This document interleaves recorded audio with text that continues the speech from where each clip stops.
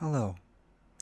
I'm going to do a short reading of a Nation States issue, and I'm just going to read it out. It's something that I enjoy doing. I'll do some funny voices. Yeah. Lost at Sea. Years have passed since the failed search for the missing yacht Adventurer, which was reported lost with all hands, came to an end. Now it has finally been found, locked in pack ice in the ocean around northern Broncoland.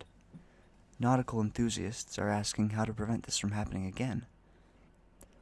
Obviously, we need to have all recreational vessels create and submit a travel plan to my office before they leave port, Suggests your maritime minister, Jazz Yu, as she plays a map of coastal Freeland of Freedom on your desk. If they transmit a distress call, we'll send out rescue teams to search for them. They would have to pay a small fee to cover expenses, but it would be worth it for everyone's safety. And then we could spend hours looking for them, sarcastically remarks your technology minister, Mohammed Fallon, as he rips up the map and replaces it with a new globe. Equip every vessel with radar and the latest GPS systems. We'll monitor them from new tracking stations built along the coastline. Then we can send out rescue teams directly to them. The Coast Guard has been underfunded for years. I'm sure they would appreciate all these fancy new toys. Everyone knows that you'll reach the Great Ice Wall if you sail too far, exclaims fervent flat earther, son Maldonado, while trying to flatten your new globe with a rolling pin. It would be too much hassle either way to track all these boats, especially when the solution is obvious. Ban all recreational boating. If no one sails, no one will get trapped in ice. Avast! Your government knaves has no right to dictate with where me and my hearties travel, shouts suspected pirate Edward Teach as he barges into your office and impales the remains of your globe with his cutlass. The Jeff Goldblum's Revenge shall sail wherever she pleases. You land-lubbing government scallywags must get rid of all restrictions on freedom of navigation in your territorial waters, or you'll be walking the plank. Now, I like the idea that the pirate put forward of, I love pirates. I'm a big pirate guy. So, I'm really leaning towards that. I want to keep my technology up, and that's a big thing for me. And I feel like if we go with the radar direction, that would definitely do that. But at the same time, I want to make sure my civil rights are way up there, and I feel like the right to travel. I don't want to be too anarchic though. Yeah, I guess I'm gonna fund the Coast Guard more. Yeah, I think that's my solution. I would always love a nicer Coast Guard. Nothing more important than guarding the coast. I'll go for it. And here's the talking point. One-man canoes fitted with the latest tracking technology, leaving no room for one man. Oh no. Oh no. Okay. Let's do the recent headlines. How much money do you need to live? It's less than you think. Oh, jeez. Tourism industry discounts benefit locals. Oh, dang, did tourism go down because of that? Uh-oh. Banana sales curve upward. It's because bananas are curved. Flush with cash, our shopping guide inside. That's always a nice headline.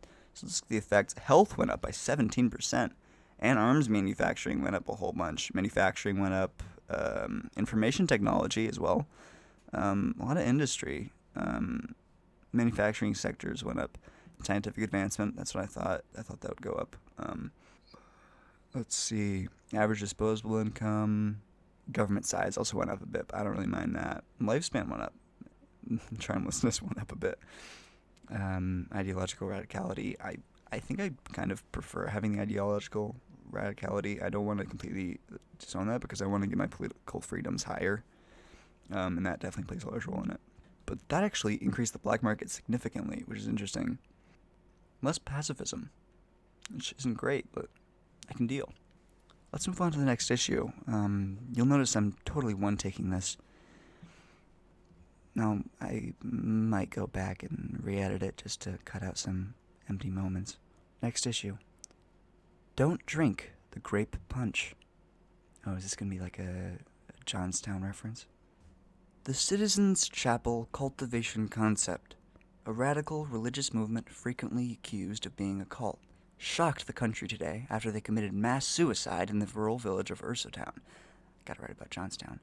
217 Freedomians are dead, including the cult's charismatic leader. The horrified public, including many relatives of the deceased, are urging you to prevent future atrocities. How could the government let this happen? Cries Carmen Magellan, sobbing into an oversized handkerchief.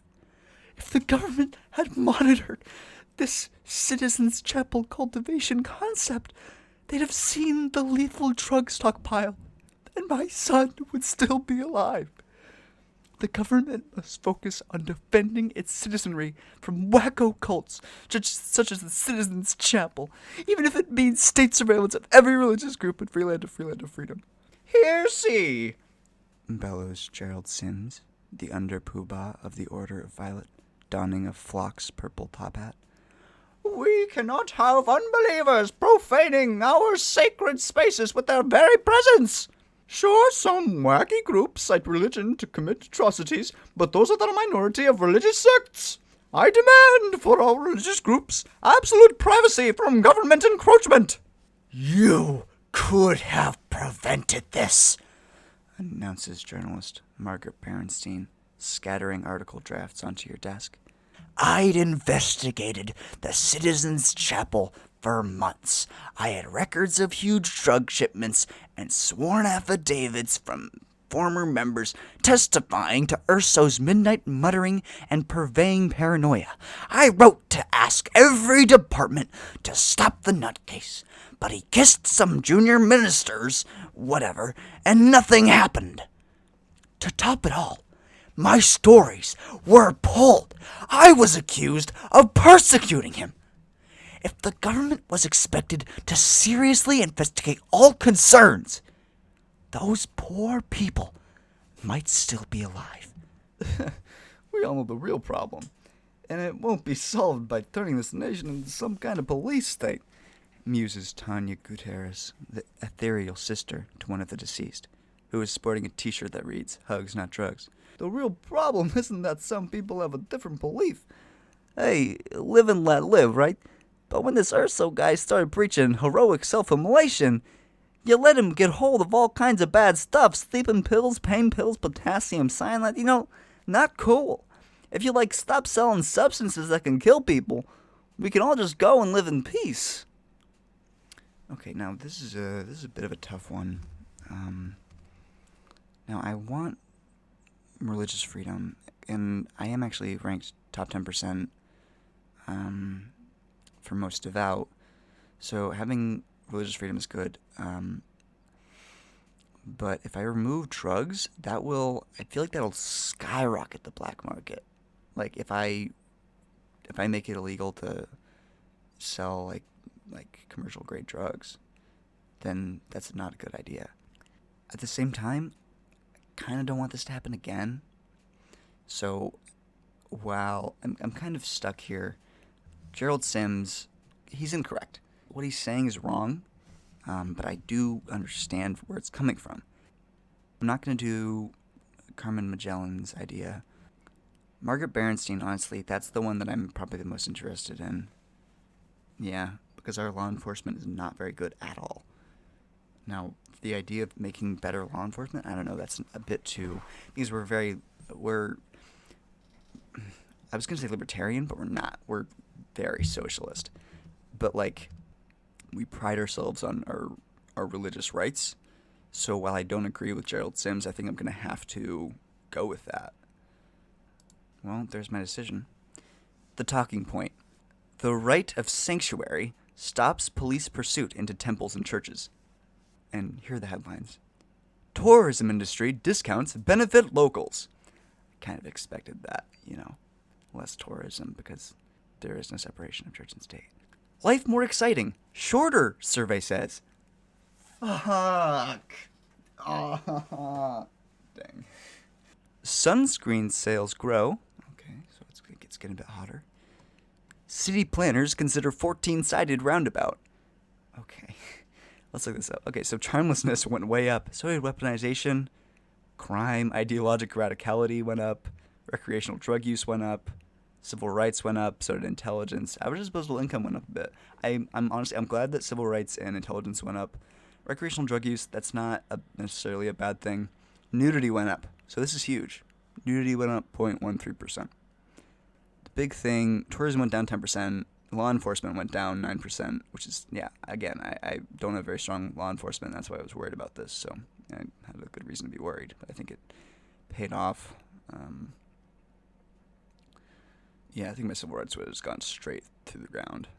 Government size went down. Yeah, because the church controls more of the state. The black market went up 42%. Holy shit.